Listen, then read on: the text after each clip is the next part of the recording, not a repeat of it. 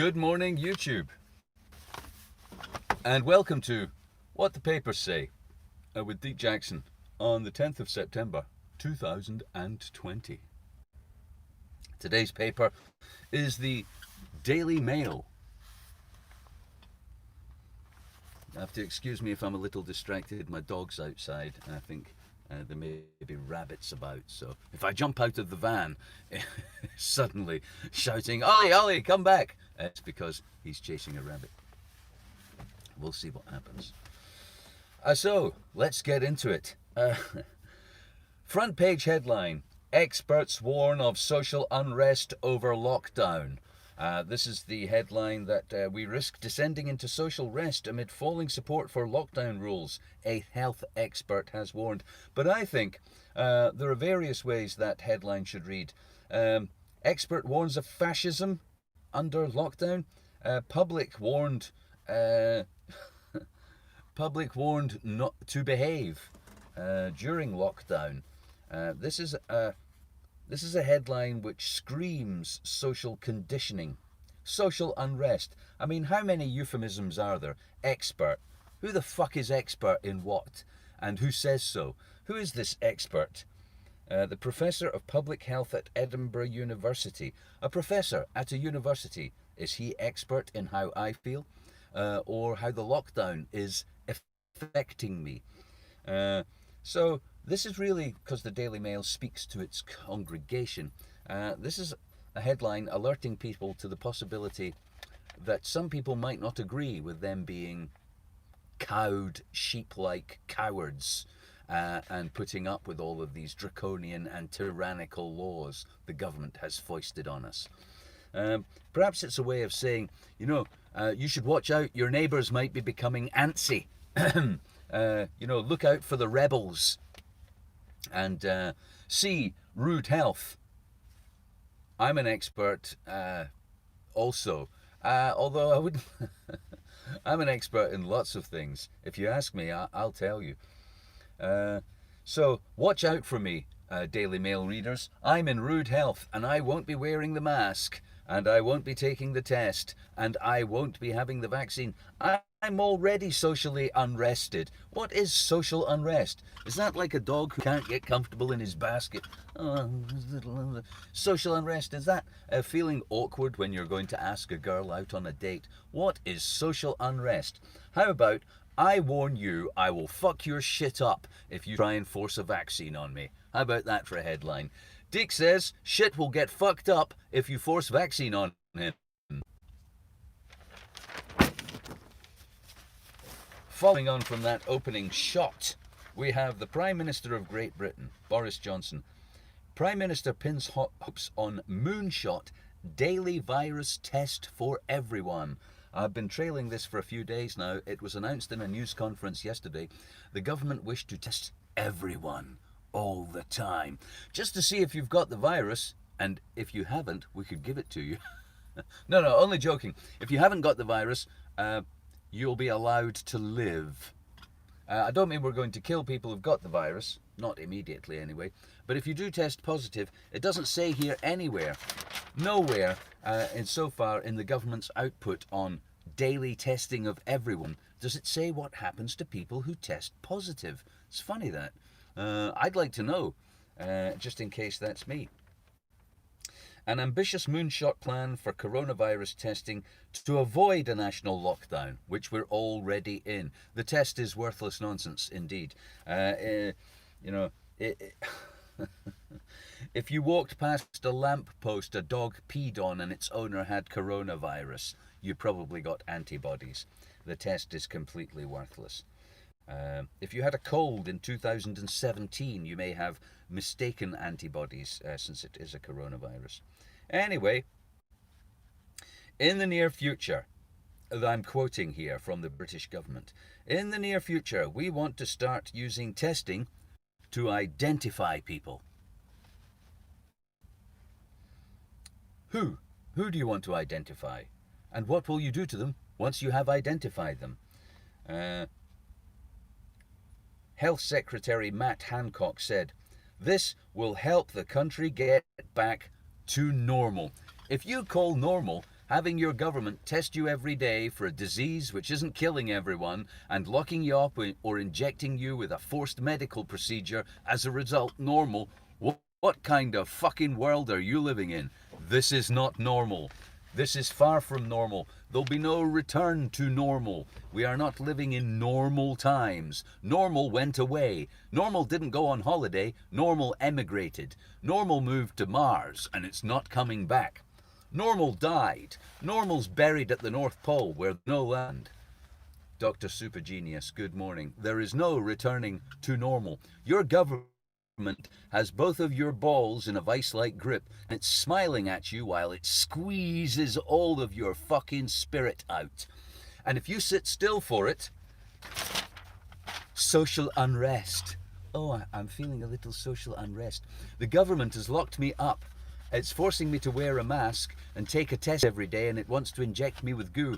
I think I might socially unrest. Social unrest. Oh, sounds not very dangerous, not very effective. Social unrest. But don't do that to me. I'll be unrest. I will fuck shit up. Back to normal. I'm still hopeful, as I've said before. We could be able to get some normal aspects of our lives back by Christmas. That's maxing out your credit card to buy plastic shit made in China. To make very, very rich people slightly richer, on behalf of baby Jesus, who says you're a sinner, but he loves you.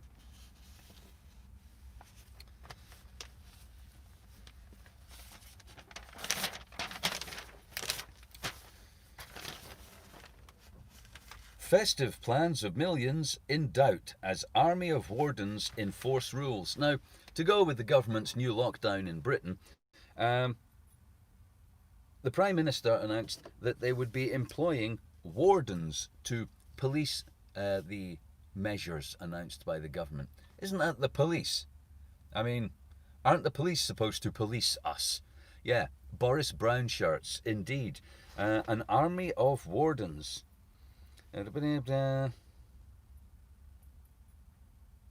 Gatherings of no more than 6 will be allowed. Zieg fucking Heil! Who the fuck are these people? So if you've got more than 6 people in your family, Christmas dinner is a no-no. Or should I say solstice, because baby Jesus is a Roman lie. A bit like the need for all of these lockdowns. Where are these wardens that he speaks of? They will patrol parks, shopping centres, train stations and other areas where groups of people, that's just people, where people are likely to gather. Marshals will be sent to towns and cities to enforce new virus laws. Am I reading a science fiction novel? Am I reading a science fiction novel? Marshals will be sent into towns and cities to enforce new virus laws. Ooh, I had the strangest dream. Everybody went fucking crazy while I was asleep, and I woke up in a world where it's permissible, Mark Bradshaw, good morning, it's permissible for your government to announce you are to be locked up, treated like a criminal, and potentially injected with goo on their say-so. If you're not wearing a mask in public soon, a marshal will enforce the law. If you're standing too close to your mother, the marshals will enforce the law. Wow, I'm feeling a little socially unrested. Meanwhile, jurors to watch trials in Odeon cinemas by end of month. Jurors will watch criminal trials in cinemas by the end of the month in an attempt to clear a backlog caused by the coronavirus. This will allow the resumption of High Court trials. Juries will be picked in the courtroom and then sent to a cinema. Can I get a ticket to that movie? What's showing today? Well, in Screen 1 we have Karen, the estate agent who embezzled 10 grand from her employer. And in Scene 2 we have got Barry, who violently assaulted a taxi driver after refusing to pay his fare. Got anything science fiction? Well, in Screen 1, we have a film about the government employing marshals to enforce new virus laws on you and your family in public. We'll all be watching that one.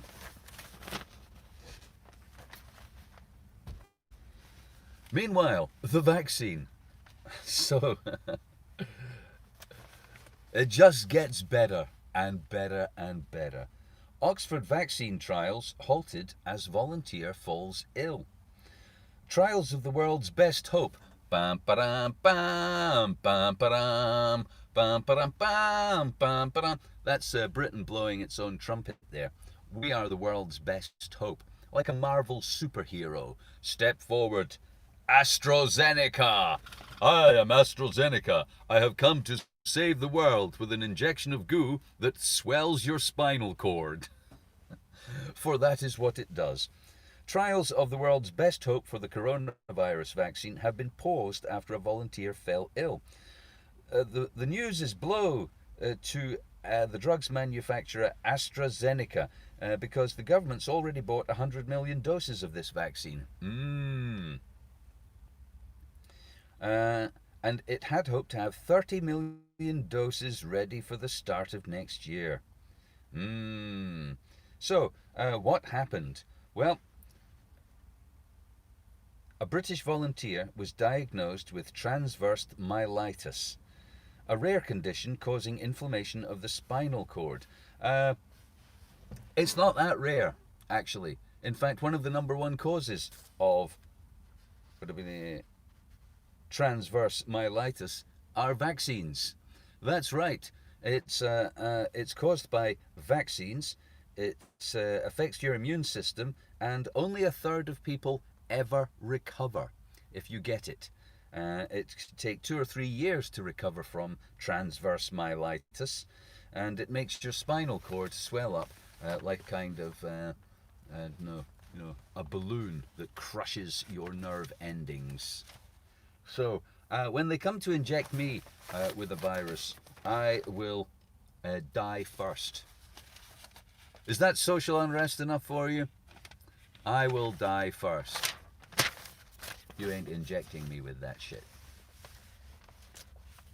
Meanwhile, in Scotland, those of you familiar with what the papers may say or do say will know I have trouble buying a paper that isn't a Scottish edition. Okay. And today's Daily Mail is no doubt. It's a double-page spread on the hate crime bill, which would make saying anything almost likely to stir up hatred a crime. Now, I don't know what they've got in mind when they say likely to stir up hatred without the need to prove intent.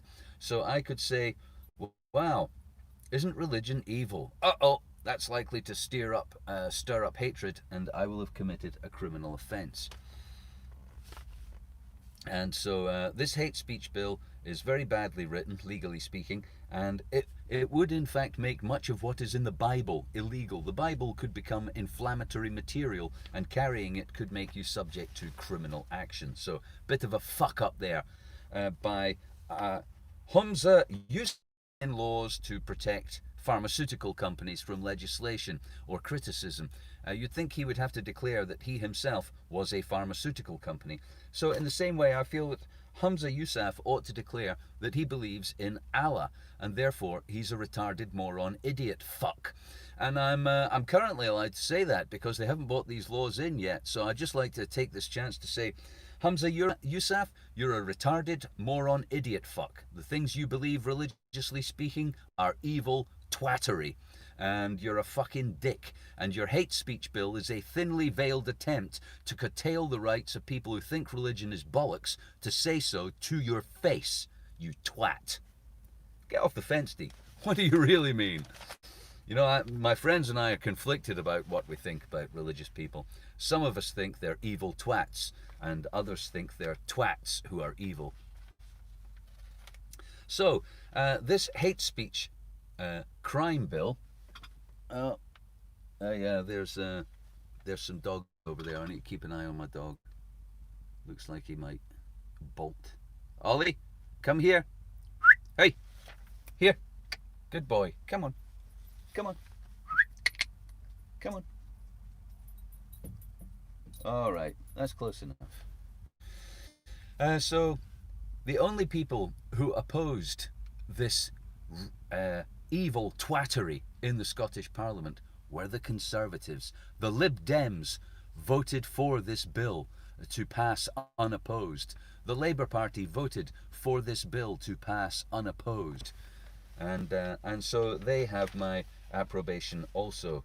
They are also retarded, moron, evil, idiot, fuck twats. More retarded, evil, fucking twattery. The Oscars brought in new guidelines. The Oscars have brought in new guidelines, and it says a film can only win an Oscar from now on if it meets at least 2 of the 4 following criteria. It must have a lead actor or significant supporting actor from an ethnic minority.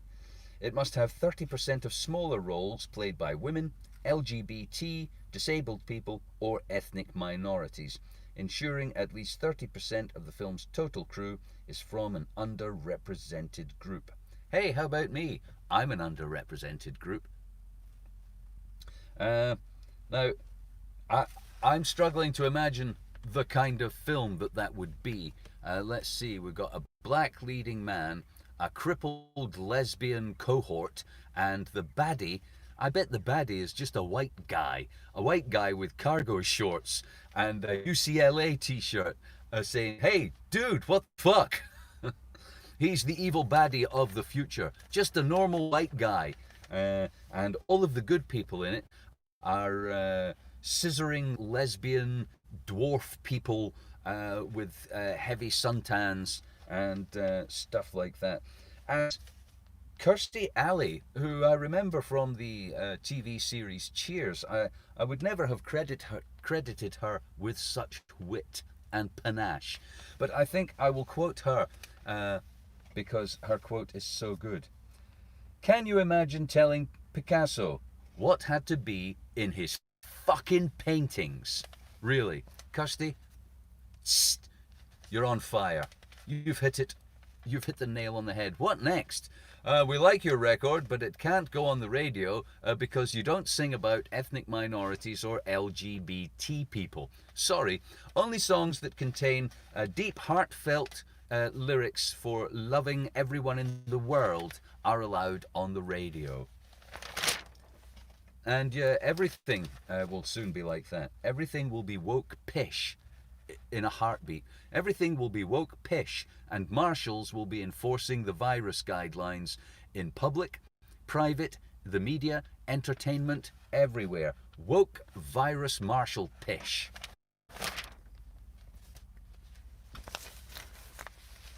Don't panic. 10 reasons why there's less to fear from a second wave. This headline should of course read, Panic! They're planning a second wave. But let's just look at some of the journalism because it's quite interesting.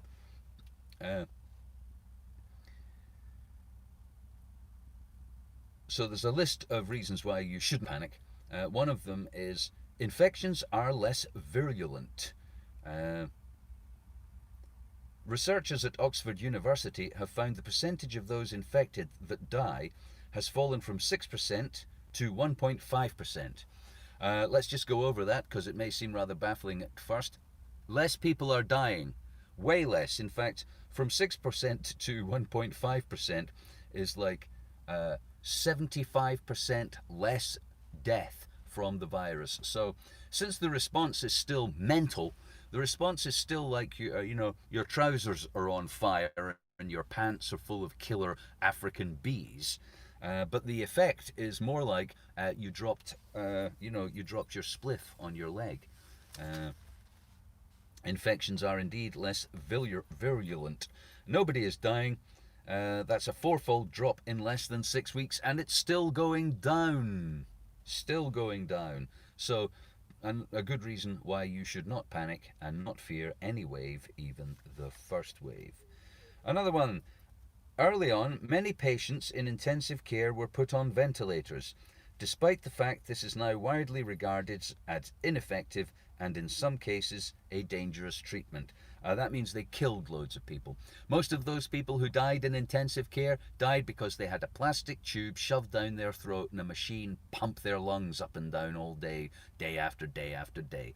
Germany didn't do that. Germany had one of the lowest death rates in Europe because it didn't ventilate people. It gave them medicine. And didn't kill them by pumping their lungs up and down all day like a hard gym workout on compressed air. And also, initial fear proved unfounded. At the pandemic's break in March, Prime Minister Boris Johnson claimed that up to 500,000 people in the UK could die from COVID-19, whereas the current death toll stands at 40,000. Now, I should just say that those figures did come from a model by Professor Neil Ferguson, but that model also included figures, should the government have wished to choose those figures, that between 20 and 50,000 people might die if people just, took careful precautions. So,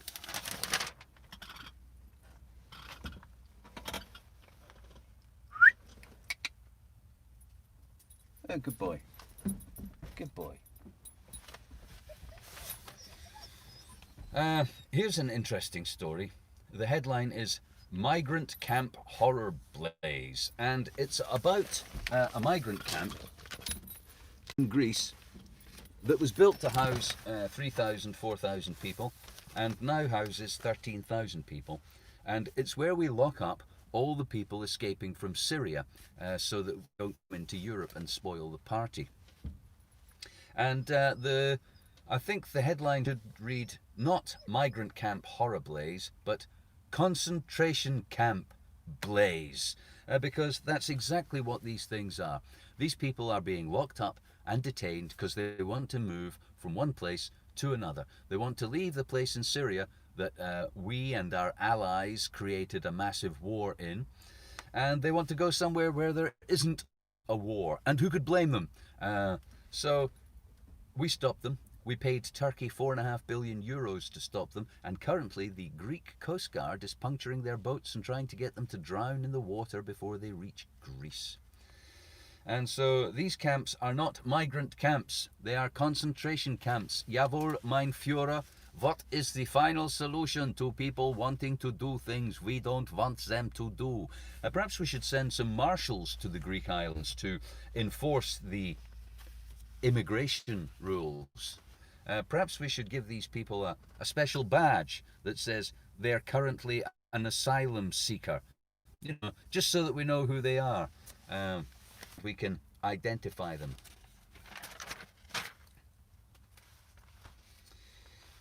Okay, here's a story I missed when I was scanning the paper. Wildlife populations have shrunk by 2/3 in 50 years. That's mass extinction. I know it sounds less worse when you say it like number of animals dropped to 1/3. Number of animals. What they're saying is there's a mass extinction underway, caused by us and what we've done to the climate. But don't worry about that. You've got other things to worry about before that. There are whole continents, entire continents in the queue ahead of you to starve to death or get shuffled into a migrant camp before you have to worry about it. You'll still be able to go to the shops under the careful supervision of virus marshals. Virus marshals. I think I might have just invented a phrase. The virus marshals. They're a great new rock band, the virus marshals. Sort of a cross between whinging emo and death metal. They're dressed in black, and they will kill you if you don't buy their album. Alright, here's a good story. It's about Harvey Epstein's plane. Alright, it's a double-page spread. The Daily Mail is horrified. The Daily Mail is truly horrified. Not Harvey Epstein. What's his name? Epstein. They just call him Epstein. Like Elvis. He's like a rock star that's only Jeffrey Epstein. Alright, Jeffrey Epstein's plane. There was a bottle of baby lotion in one of the drawers. Ooh. And there's a picture of Bill Clinton receiving on the plane. Jeffrey Epstein. Now, I should just like to point out a few things about this moral panic that Jeffrey Epstein story comes with. First of all, that woman, Guthrie, Roberts Guthrie, who it's claimed had sex, she was farmed out to Prince Andrew for sex. I'd fuck her. She was 17, she was hot as fuck. I would fuck her all day long. I'd also fuck 17-year-old Lady Gaga. And I'd fuck 17-year-old Mandy Smith, who married Bill Wyman. And I'd fuck 17-year-old just about anything. 17-year-old girls are hot as fuck. And anybody who doesn't think so, to coin Bill Hicks's phrase, is gay. So, are girls not hot? Did I miss a meeting? Was I out of the room when it was decided you're a paedophile if you find hot girls hot? Did I miss that meeting? Bill Wyman was fucking Mandy Smith from the age of 14. Led Zeppelin had a plane of groupies following their plane of hookers in case the hookers had to take a rest. Let's just be clear. It is not the wanting to fuck a 17-year-old that is bad. It's forcing her to fuck you that's bad. Yeah, I'd fuck 17-year-old Beyonce, Lucy Liu. What the fuck? So the idea that Prince Andrew is evil, and they keep calling Jeffrey Epstein a pedophile. All right? Pedophilia is something, oh, they're good, here's a guy who's got it, right? What, epiphilia, I believe, is a sexual interest in late teenage girls. Ephobophilia, yeah. Ephobophilia, all right. Whatever the word is, you can Google it, okay? A sexual interest in late teenage girls. Let's say that's between 16 and 20. Hell, I'm there. I'm right with you. What I don't have an interest in is paying for it or forcing them to suck my cock. Now, if Bill Clinton, right? Here's Bill. He's getting a nice shoulder rub, okay? All right. There's Bill getting a nice shoulder rub. If he's getting a nice shoulder rub, and then he gets wanked off for a blowjob, and the woman gets $50 and goes home happy, I'm down with that. Yeah? Whatever. If she's there because she's a smack addict and Jeffrey's got the fucking goods, that's not cool. And so, but the Daily Mail wants you to be in a moral panic. Oh, more dogs. Wants you to be in a moral panic about the very idea of being sexually attracted to hot as fuck chicks. Really? That is a black op on your psyche taking place, trying to make out as if the very naturally occurring attraction between males and females is evil. That is a fucking psyop of how. You're watching television, you're on the internet. What's there? Hot chicks. Oh, my goodness. The Kardashians with their tits out. How dare you like hot chicks? Oh, there's an ad something. She's bending over. You can see her labia twitching in your face. Oh my God. Oh, I'm getting warm. How dare you like hot chicks? It's pish, man. It's fucking pish. Jeffrey Epstein probably running, I guess what you would call an expensive brothel, I mean, if you're Clinton, how much are you paying to get laid and have nobody know about it? How much are you paying to get laid with that teenage girl and have nobody know about it? It's the lies and the deceit. It is not the teenage girls. Okay, Manchester attackers links to failed UK suicide bombing. Ostensibly, this is a story about the guy who did the Manchester terror attack at the Ariana Grande. Ariana Grande, look at her. She looks like she's 14 and would suck your dick dry in a heartbeat. How dare you like hot chicks? Oh, you're evil. I'd fuck Ariana Grande. I'd wear her like a pencil top rubber. I'd come so hard my spunk came out her mouth. I'm just saying, it's not wrong to be sexually attracted to hot chicks, really. So, Salman Abedi, right? The terrorist Ariana Grande bomber person. All right, here he is, right? The evil terrorist. There he is, right there, with a rocket launcher in Libya. Yeah, he's an evil terrorist bomber. Oh, what an evil terrorist bomber. That's him with a rocket launcher we gave him. Attacking people we told him to attack. He's in Libya. We waved him off at the airport. Have a good time killing people for us. Destroy Colonel Gaddafi's secular liberal regime in Africa and replace it with mad jihadist Muslim mumbo jumbo on our behalf. Goodbye. That was Theresa May, David Cameron, and Emmanuel Macron. Oh no, it was the one before that. Sarkozy, the little dwarf. The little dwarf with the pointy shoes. Here is the terrorist's brother, sorry. They both went to Libya. The terrorist's brother in Libya with a rocket launcher we gave him, fighting our war of terror on you. And people who believe this pish about the war on terror are the same people wearing their mask all the time in public and wanting me to have the vaccine. Fuck 'em. Another interesting story here about climate change. A bit like the migrants. The migrants are moving because agriculture's failing in the Middle East and North Africa, as well as war.